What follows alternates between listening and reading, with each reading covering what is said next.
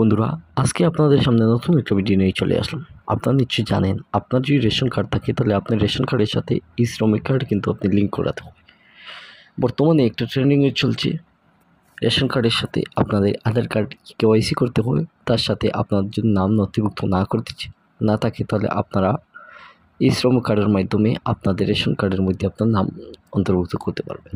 তো আপনি কীরকম এই শ্রম কার্ডটা তৈরি করতে হয়, অনলাইনে সেটা অ্যাপ্লাই করতে হয়।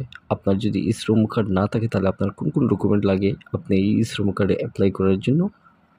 আপনি শ্রম কার্ডে যদি অ্যাপ্লাই করেন তাহলে আপনি কীভাবে অ্যাপ্লাই করবেন, আপনি কোন লিঙ্কের মাধ্যমে আপনি ক্লিক করে আপনি সেই অনলাইনে মোবাইলে করে বসে আপনি শ্রম কার্ডে অ্যাপ্লাই করতে পারবেন।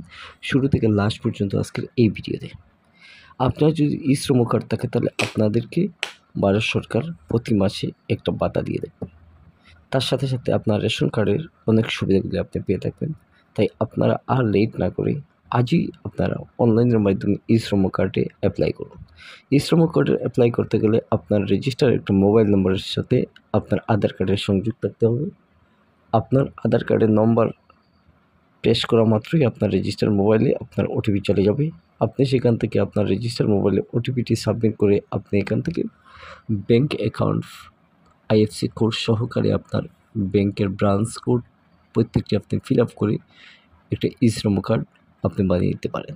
আধার কার্ডের মতো এই শ্রম কার্ডের 12টা নম্বর থাকে। আপনার এই 12 নম্বর দিয়ে আপনার শ্রম কার্ডের পরিচয় আপনি দেখে নিতে পারেন। আপনি আপনার শ্রম কার্ডে অনলাইন আপডেট করাতে পারবেন। আপনি নিজে থেকে একটা স্মার্টফোনের মাধ্যমে শ্রম কার্ডে অ্যাপ্লাই করতে পারবেন।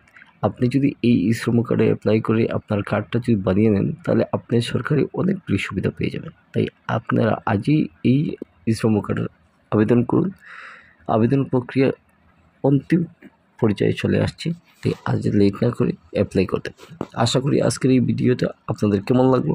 আপনারা যদি চান প্রতিদিন আমি এইরকম ইনফরমেটিভ ভিডিওগুলো দিতে, তাহলে আপনারা আমাদের চ্যানেলটা সাবস্ক্রাইব করে রাখতে পারেন এবং আপনাদের বন্ধু বান্ধবকে বেশি বেশি শেয়ার করাতে পারেন। ধন্যবাদ।